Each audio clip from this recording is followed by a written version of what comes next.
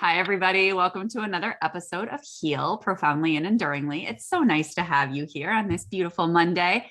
I can't wait to introduce Kelly. She's magnificent and fabulous.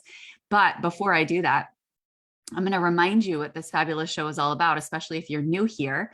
This is all about bringing forward those quote unquote alternative forms of healing to your resources and toolbox so you can keep adding tools from people that I know are experts, are trustworthy, are loving, and totally here for your highest of intentions. And I love doing this because it not only allows you to add tools to your toolbox so that you feel empowered to do this on your own, but it also allows you to get to know some really fabulous humans that if you need or desire to support along the way, you can connect and hang out. So let's talk about Kelly. Kelly helps and teaches others to activate their inner healer through guidance through the space of the Akashic Records. Best place ever!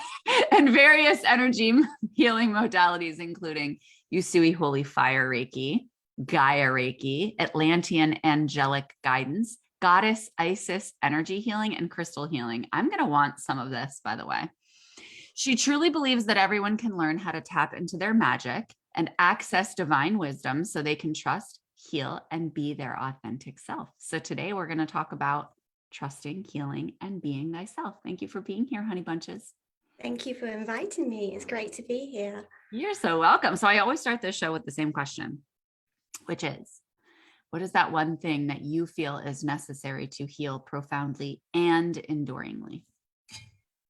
Most definitely self-trust. I think that's something that we can all hands down relate to, because self-trust is absolute key when you start walking your own path. And we sometimes doubt ourselves so much that we let go of that inner strength that we always possess. And because we're not focusing on that self-trust, we're letting go of our inner strength and looking outside of ourselves the whole time, thinking that everyone else has got their shit together, thinking everyone else knows exactly what they're doing, and kind of like thinking, why can't I? And kind of thinking that there's something wrong with us when there isn't. The only thing is that we've just got to start trusting ourselves. And it's just so key in everything we do. And I think society kind of, from the minute we're born, we're not always encouraged to trust ourselves. We're always encouraged to look outside of ourselves, when in theory, we have all the answers to everything we need within. We just need to remember how to get access to that. Yeah, and to turn towards ourselves rather than away, because we do. That's such a good visual. Like every time something comes up, it's like we're running from it, right? Mm-hmm. We're like running from it to grasp at straws and grab the answers, whereas really all we just need to do is just get quiet, you know? So how did you start this? Like, how did you start to trust yourself on your journey? Because I think everybody can agree that self-trust is the real deal, right? But it's like, how the hell do you do that? Well, usually, I mean, in my case, something kind of big happens in your life, which kind of knocks you off your socks, basically. And you're like, okay, the person who I always trusted, I could no longer trust. You know, unfortunately, I kind of started my journey because I'm actually British, but I've been living in Germany for the last 20 years. So the father of my children is actually here in Germany, and we were married for a very long time. And that unfortunately, he started to check out of the marriage, and things would, just not in a great pace. And everything I kind of trusted, I realized how much I was not trusting myself. You know, you have children. We don't quite know what we're doing when we have our children. We kind of learning and doing. It doesn't come with a handbook, and every child's so different. So when our marriage was basically falling apart, I was falling apart. I had no one to go to. And I was constantly looking for answers outside of myself, and realized I didn't trust myself at all. So my journey started with me actually trying to find ways to heal myself so I could get back connected to myself, because I had no idea what was going on in me. I just was like in survival modus. And that's why I got introduced to Reiki and started having Reiki sessions. And that kind of just started switching everything on. And then I kind of realized my intuition was talking to me. I was just not listening to it. Mm-hmm. And that was like, and the minute I started taking those tiny baby steps, you know, obviously I was asking everyone and everyone around me, you know, and you get 10 million different answers. You should be doing this, you got to be doing this, or whatever, you know, pull yourself together. You know, some people can be really harsh, and other people like can be really like bitchy and start slating my ex-husband, but that's not really going to help me, and it's not going to help our children. So it's like really finding what I needed so I could reaccess my own strength, so I could show up for myself, but more importantly for my children, who were like 3 and 5 at the time. So I kind of had to just pull it all in somehow, and that's how my journey of self-trust started. And then when you start walking these steps, new ones come up. And yeah, from Reiki, I went on to the Akashic Records, and that's when I realized I was really a lot of the time in my records without knowing it. And that just confirmed that self-trust, and having that mentorship and learning to access the tools, because I didn't want to be dependent on other people. Obviously, you need someone to give you the hand, to show you the way, to, you know, keep you accountable, but you also need to have that accountability for yourself as well. And for me, the self-trust was like, okay, I can trust myself to support myself and my children on my own. I can do this. I can trust myself to heal the pain inside of me. I can trust myself to, you know, actually start being me, and not some kind of dimmed down version of what I thought I was supposed to be, because that obviously didn't work. Yeah, exactly. Right. We shut our mouths and just kind of go because we're trying to fit in. We're trying to figure out who we are. We're trying to like make people happy so that we can function in this world. Right. I did the same thing. I just like shut my mouth because I've always been very multi-passionate and very animated. And you know, it felt like I was too much, you know? Yeah. And I love so much that you're sharing that you kind of started with baby steps, because I think that's really important for people to hear, because there's so many stories about, you know, oh, I hit a wall and I found this and my whole world opened up. And yeah, that's the story a lot of the time. I know that was my story with the Akashic Records after getting sepsis. But the reality is that there's a lot of baby steps in the background. Oh There's my a lot. goodness.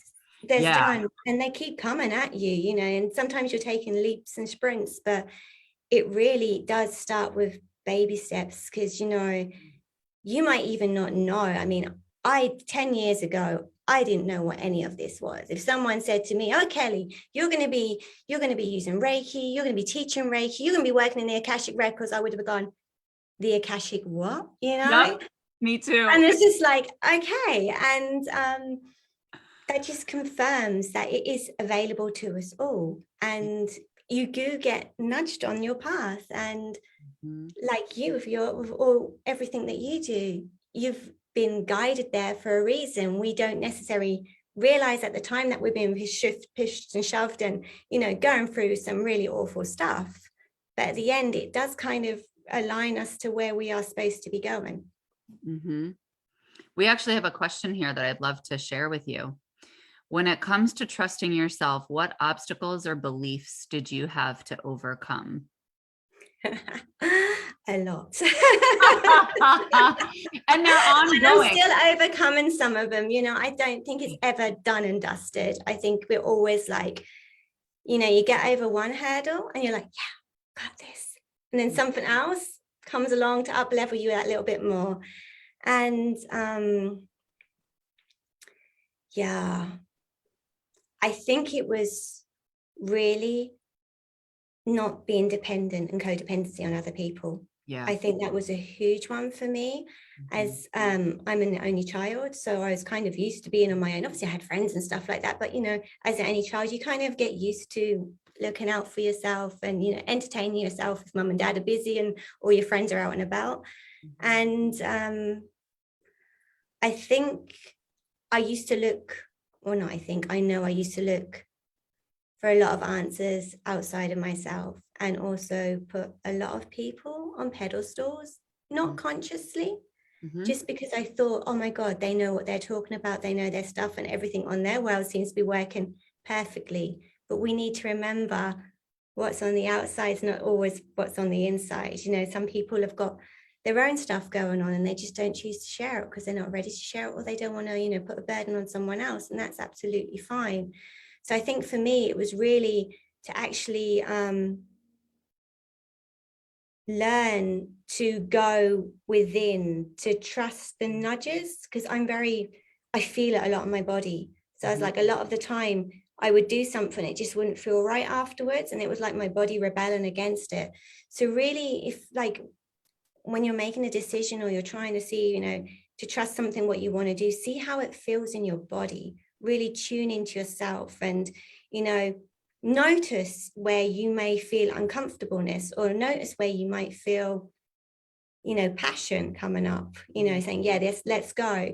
And I think we tone down the connection to our body so much because we're so much focusing on the advice what other people give us. And becoming a mum also was the ultimate, okay, I've got to trust myself, because, you know, different generations have different opinions and everyone wants to tell you how you are going to raise your kids. And ultimately, you have to tap into yourself and connect to your children. And by doing that, you're learning to trust all the answers that you're getting within when you're executing what you're doing now, if that makes sense. No, it absolutely does. And it's such a beautiful reflection of even my journey too. And I think a lot of us on this path is that our bodies are our biggest tool. You know, like this morning, I had about 6 things that I wanted to get done. And my body was like, I just want to rest. So that's what I did. I just rested all morning, and I didn't check anything off my list. I didn't do anything. I just took care of myself. I listened to some music. I just spent still, quiet time with myself. Yeah. And that's not something that I ever would have done before. And I was definitely in my masculine energy, which is that go, go, go, let's be productive kind of energy. And it can honestly feel like such a mind fuck. Oh yeah, totally. It's like sometimes you're your own worst enemy, because you're like, okay, I've got 5 minutes here. Oh, I could quickly get that done. And sometimes, no, you just, as you say, have to say, nope, I need to be present for myself. Yeah, your body is truly your best. Like, we talk about connecting to guides and angels and the universe and all these things, and that's phenomenal and wonderful. And we encourage that. But honestly, just start with your body. Like, just start listening to your body, because you know that much better. Like, that is seen, that is felt in this dimension. So it's like, what is your body, what sensations are coming forward? And this includes emotions, because emotions are part of the body too. And so are thoughts, even though they're habitual. A lot of the times they aren't even ours, or they just need to be rewired because they've become so habitual. And one of Joshua's other questions was, what's the difference between trusting yourself versus trusting others? I actually have an interesting answer to this, but I also want to hear what you have to say, Kelly. Okay. So my answer to this is something that I wrote about recently too. I'm constantly writing, welcome to my life.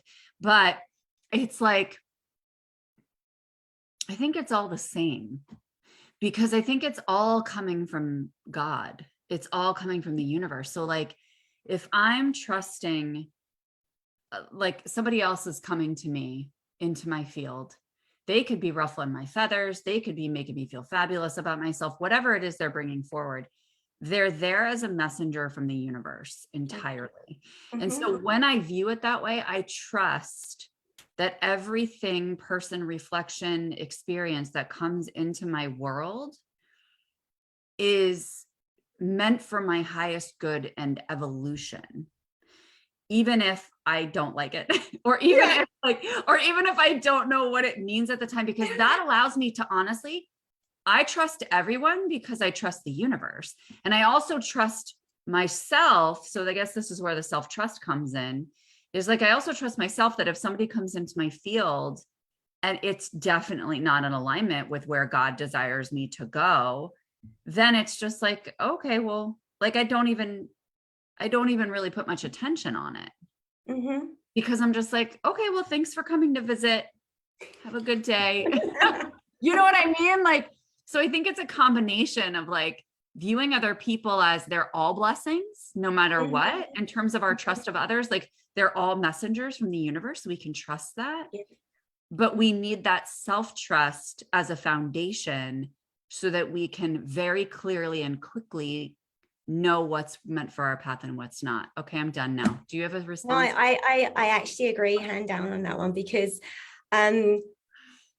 It's something that you come to that conclusion though, because at the beginning you don't start thinking that. At the beginning you're like, okay, you trust the other people around you implicitly because you think, okay, they know their stuff. And then you start checking into your body and realizing, okay, well, I've trusted that, but I don't feel good about that. Yes. So then you kind of like, okay, why? And then it is literally sometimes when something, as you said, you know, everyone's being mirrored back to us. They're reflecting something back to us, but we need to either remember about ourselves, I feel, or to go a little bit deeper and understand why we're feeling that way. It may be something we need to heal there. It may be like a characteristic which is being reflected back to us, which we didn't realize we have ourselves, and we might not like it.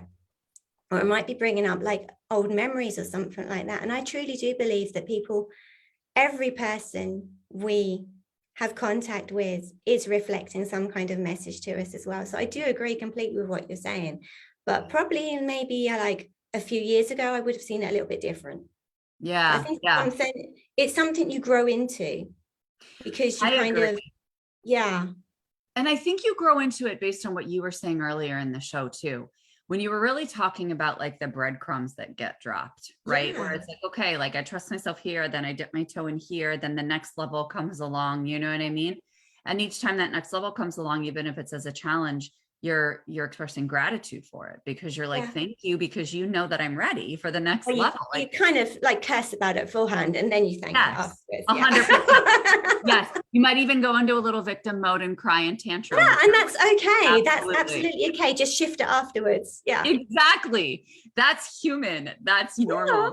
But yeah, I love it that when those breadcrumbs are dropped, they allow us to get clearer and clearer on our mission and like what we're meant to be here for, like what we're meant to accomplish in this lifetime. And I feel that's where my biggest tool of self-trust comes in, is like, I keep focusing on my mission so that when those sensations or when those nudges come up and I doubt them, or I'm like, that's out of left field, where did that come from?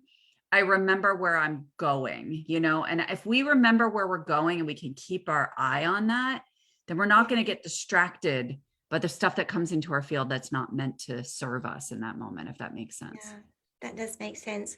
Although what I must admit at the moment, obviously we have that vision of where we're going and what our mission is and what we want to do.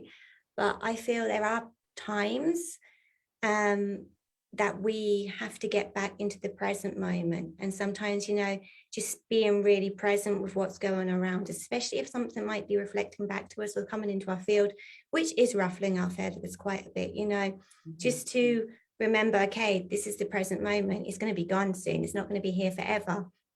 And to actually maybe just see, okay, why am I feeling this?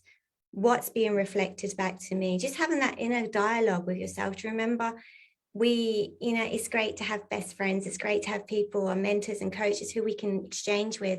But ultimately, you can be your own best friend as well. And cultivating that relationship with yourself, you know, is opening that door to more self-trust too, because you're inviting your guidance to come through. And the more you start trusting it, the more guidance is going to come through, because they're like, aha, she's listening now. She's getting us.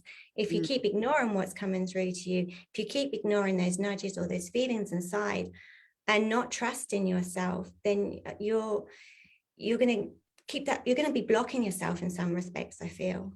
See, yeah, that's where I love that so much. And I love that you use the word invite, because that's really what it is. It's like you're inviting yourself into whatever exchange, whatever your experience you're in the moment, even if you're making yourself coffee, like throughout the day, like inviting your higher self in, inviting your body to be fully present in that moment, because it truly is an invitation. And if we have a relationship with ourselves or with even our higher self, that we continually ignore, like what happens in a relationship if you continually ignore somebody? It's gonna fade. Like the voice fades. It's not as intimate. It's not as strong. And you're just gonna they're gonna prioritize you less because you're dismissing the message.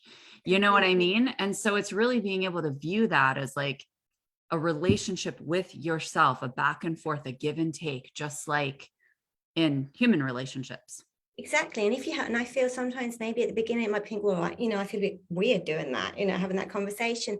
Then like maybe ask yourself, okay, if someone was come to me and said to me, say my best friend came to me and said, or my partner or whoever said to me, my child, okay, this is happening. What advice would you give that person? Because then you're giving yourself that advice. Imagine you're giving that advice to that other person, but ultimately take that advice yourself, kind of thing. I love that, because I always teach about, when I'm talking about this concept of comparison to people outside of us, it's like, listen, you can compare yourself to your higher self to see, all right, where am I in alignment?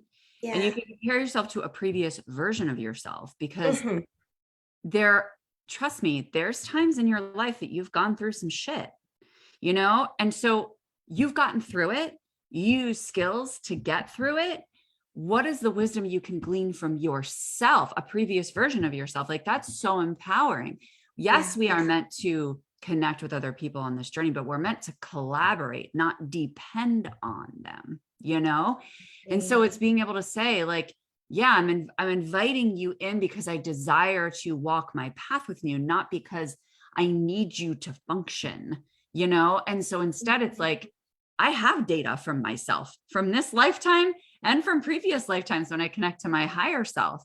So I love that. I love that you brought that up, because I think that's so important, and it's important to identify that it doesn't mean that when we trust ourselves that it's black and white, that then we cut everybody else out. We get to do both. It's a balance. It's a balance between the two, and to know that you've always got your own back. You've always got your own back, always. Even if you're kicking yourself sometimes, you're still helping yourself up again afterwards. You might slap yourself down, but you're going to pull yourself up again. You're not going to leave yourself in the corner somewhere. And like when you spoke about, having those previous versions of ourselves, when you get to that moment, I always find it's good, as you say, reflect how far you've come in that time. And if you have difficulty doing that, then, okay, reflect back on those breadcrumbs, what you took. Where did you start? Remember how you were. How did you feel 6 months ago? How did you feel a year ago? How are you feeling now? What did you change within those times to make you feel this way?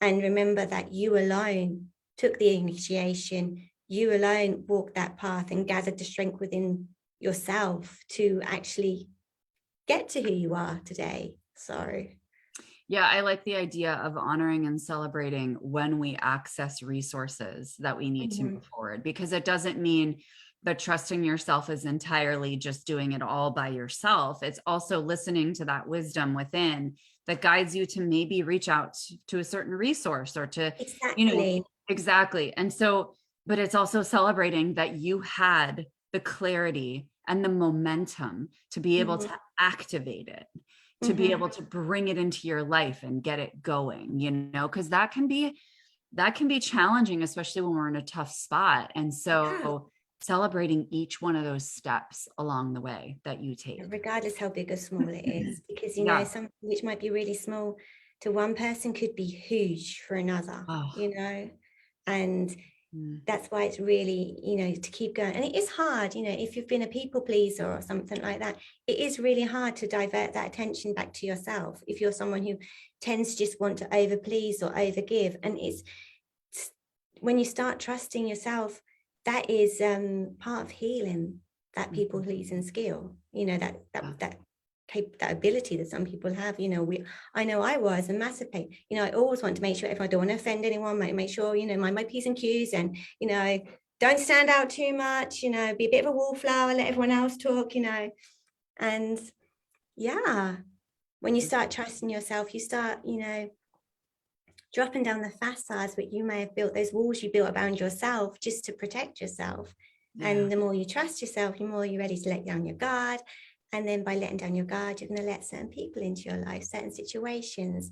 And these can be really positive and really joyful and really expansive as well. Oh, that's the thing. Yeah. People always worry about, who am I going to lose when I use my voice, or I'm so authentic, like I don't want anything to happen to this relationship. Well, first of all, using Kelly's word from earlier, invite them with you. And they have that choice. And if they decide not to come with you, that's their decision. And then that's my favorite mantra ever, which is I trust the journey of my loved ones and release attachment to it. You know, like you trust that you will come back together if you're meant to. But honestly, you have no idea how many magical, phenomenal, perfectly aligned people are going to show up into your life. I mean, I've never had relationships and connections like this in my life. It's Yeah, amazing, I you know, agree. because it's also like, it's like, you know, you're in a bad way or they're in a bad way, or there's a rift between you or anything that comes up. It's all handled so gracefully and consciously because you're so aligned. You understand each other so well that, like, if any shit hits the fan in any way on either side or in the midst of your relationship, you fully trust that this person has the best of intentions and knows you really, really well, and knows that your intentions are good, you know? That's true. And sometimes, you know, even if like a relationship does, and this was a hard one for me, I must admit, and sometimes I do still struggle with it. You know, if a relationship does fall away and you're not understanding why, you know, it is, some people are there really just for a season. Sometimes they just literally are there to help you on that part of your journey, or you equally on that part of their journey. And when that's done, you know, you can let it go, as hard as it might seem. So, you know, people will come in and out, and some people will walk the path with you, and some people will disappear, and it will be sad at sometimes, but then, you know, one door closes and more open, and it is actually very true. Yeah. Yeah, I totally agree. So how did you learn to heal yourself during this process? Well, as I started off with, you know, receiving energy healing, I'd never had energy healing before. And, you know, to be fair, I didn't know what was going on with me when it was happening. I was just trusting. And I noticed the very subtle shifts in me, and realized it wasn't just, you know, physically, it was a lot of emotional and mental stuff which was being cleared out of me. And that kind of just led me on to wanting to find out more. I then wanted to be able to give healing to my children. So I thought, well, if then I need to learn how to, you know, give healing myself. So that's when I became Reiki attuned. And then it kind of just snowballs. It just, as you say, these breadcrumbs, they just keep leading you. And you're like, okay, and you start trusting yourself and you follow them even quicker. And so for me, it was like, I wanted to ultimately be able to heal myself. So I would, regardless, you know, you can't always expect your coach or your practitioner to be available for you 24/7. They have their own life, they've got their own stuff to do. So it could be in the middle of the night, you might be having having a moment, you're like, I really want to give myself some energy healing. So that was weird. It was, for me, really important to learn to have that tool, because we all can tap into this universal life force energy. And it just kind of went on from there. You know, my nudges just got bigger and louder, and I just trusted my intuition more and more. You know, your senses start, you know, your clear senses start switching on, your intuition is kind of screaming at you, and you're just like, okay, all right, I'm going to follow this. And yeah, it just led me into this whole journey of returning back to myself, you know, really finding out, who is Kelly, you know, am I, you know, and I actually feel that I'm the clearest I've ever been since ever, you know. And there's always stuff coming up to be healed. There's always stuff where you're thinking, oh, where does that come back to? And we all know we carry a lot of ancestral stuff, which you wouldn't think of, you know, before you start walking this path. And it does affect you. And I kind of just wanted to pave the way clear for my children, basically, to make sure that I was well enough and capable enough to look after myself, so I could show up as the best version of mum that I wanted to be for my children. And that they have the tools that when they're bigger, that they can maybe reach back to as well. Well, yeah, I mean, and just like we were talking about before we jumped on live, you know, your son is already reflecting some of this. Like, he's already using this language. He's reflecting to you, you know, like, hey, they're mom, our biggest teachers as well. Yeah, exactly. Right. And it's just, it's so beautiful that he's honestly requesting healing from you, and that he's using this terminology at such a young age. It's so beautiful to be able to see children, you know, growing up with this. I just think so many times to myself, I'm like, if I had only known this when I was 7. Oh, if I'd known this before I had children, even, you Right. know? Yes, exactly. Exactly. Like if I had all laid out.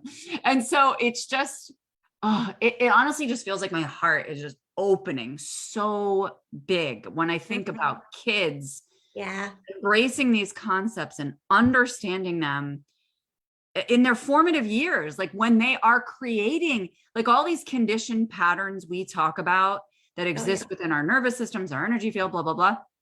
This is when they're being laid. This is when they're being set. And so to be able to shift that vocabulary while these pathways are being carved is freaking mind blowing. It's amazing. Like imagine what the planet will look like in 30, 40, 50 years. Oh, yeah. If everybody educated in this way, it's beautiful. Definitely. So anyway, I could go, can you tell I'm passionate about that? Just a little bit. So how did you step into really just standing tall and being unapologetic about it? I think it comes from, I always see it as it all kind of builds up to one. You start trusting yourself. You allow yourself to be guided. The more you trust yourself, the more you start healing the aspects of yourself which you didn't maybe trust beforehand. And then from the healing, you just your eyes open up to so much more. You become more switched on. You just see things more clearly, and you let go of a lot of stuff which you were allowing to weigh on your own shoulders. Stuff which you've collected and kind of put in your rucksack and kind of just hurried on carrying it around with you because you think your rucksack's cool and everyone wants you to have it, but no, they don't. You look better without the rucksack, believe me. And the more healed you become, it really just all goes back to each other. The more you start trusting, and then you actually start letting go of these people pleasing skills, feelings, and you start thinking, okay, well, how is this serving me? How am I feeling? And you just standing tall is just like, accepting who you are, because you are here to be exactly the person you are, because that will ripple on so many people around you. And, each and every one of us, guaranteed, someone's world's a better place because you're in it, basically. And that alone, just touching one person's life, which I'm sure we touch, hundreds without even realizing. But even if it's your son or your daughters or your partners, even your pair. That's what I was going to say. Yeah. Yeah, it doesn't matter. Even if it's the man behind you in the grocery store or the woman on the cashier, we're all interacting and we all know energy, it flows and it's everywhere. And if you're just being your authentic self, if you're being actually the best version of yourself, what you can be, we have moments where we lose our shit. We have moments where we have bad days. We're humans. We're allowed to do that, It's just learning to shift it. And, when you catch yourself, you'll be like, oh, okay. And then you try and rewrite it. So it's just, just trying to make yourself feel good. You deserve to feel good. You have deserved to feel amazing, and don't dim yourself down just to fit in, because you're here to be exactly who you are. And the people need to see you exactly as you are and not a dimmed down version of you.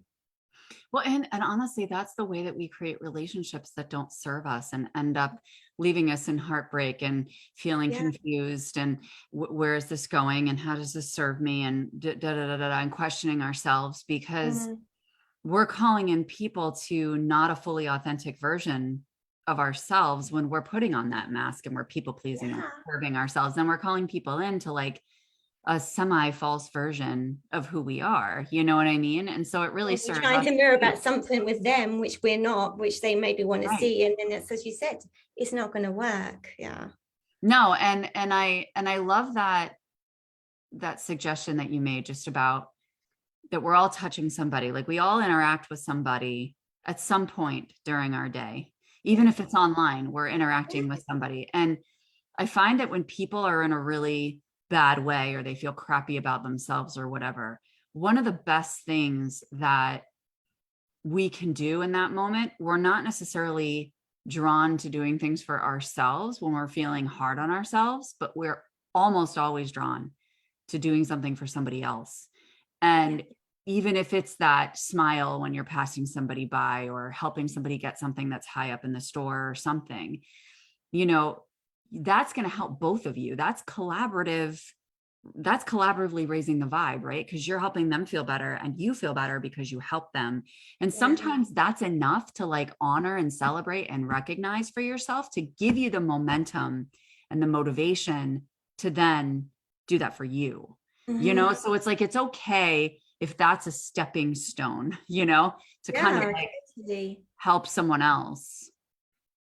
Because it can be hard to help ourselves. So, all right, friends, how can we find you, Kelly Leaning? I always tell people at the end of this show, if you resonate with Kelly, if you think she's magical and fabulous, just like I do, just reach out and have a conversation. Like it's just a chat between two humans. I'm dropping her information here in the chat so that you can find her Facebook group. She's got a Facebook group. She got an Instagram page. She's got a YouTube and she's got a website. Which area do you think people should message you so that you're most accessible to chat? Either by face of all of them, basically. All of them are fine. Yeah. As an Instagram or Facebook Messenger or something, you know, if you can't find my group, shoot me a message. I'm Kelly Louise Leaning on Facebook. So, you know, yeah, if you can't find the group, shoot me a message via that, or, you know, you can contact me via my website, which is kellyleaning.com. So yeah, I would be more than delighted to connect with as many people as possible. Awesome. Yeah, I know we want to get this out there, right? I want to learn about Gaia Reiki and Holy Fire Reiki. And I want to experience it. And that's one of the things I also just want to say, guys, is like, we were talking about this, you know, honoring yourself and like thinking about how you've touched somebody outside of you, right? On this planet or a pet or anything. Yeah. Don't just think about it. Yes, that's gathering evidence for your ego, which helps you. Don't get me wrong. It helps you. But I also want you to just like close your eyes and put your hand on your heart and feel into it. You know, like feel into what it feels like to have touched somebody's life, because that's what is more enduring, right? It's like that you're not just knowing it, but that you're feeling it, because then that encodes it emotionally and energetically for you so that you can return to that feeling and that builds on itself, you know? Yeah. So and also if someone like helps you, like someone, you know, maybe you're having that really shit day and you're driving your car and someone really smiles at you or you lets you out of the road, which is completely chock-a-block, you know, you can go back to that thought for, hey, thank you, that person, you know, and really, you know, hand on your heart and remember, you know, I'm grateful for that. And the gratitude is always, you know, the biggest grounding and tool as well, I find.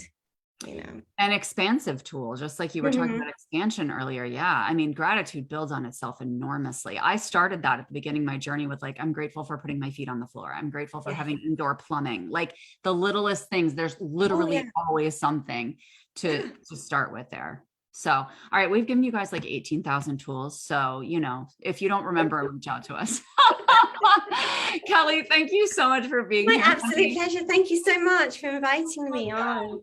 All right, friends, and say hi to Kelly. Okay, she's super friendly. Just reach out and say hi. And then I'll see you guys next week for another episode of Heal Profoundly and Enduringly. Same time, same place. Be there, be square. Bye, guys. Have a good week.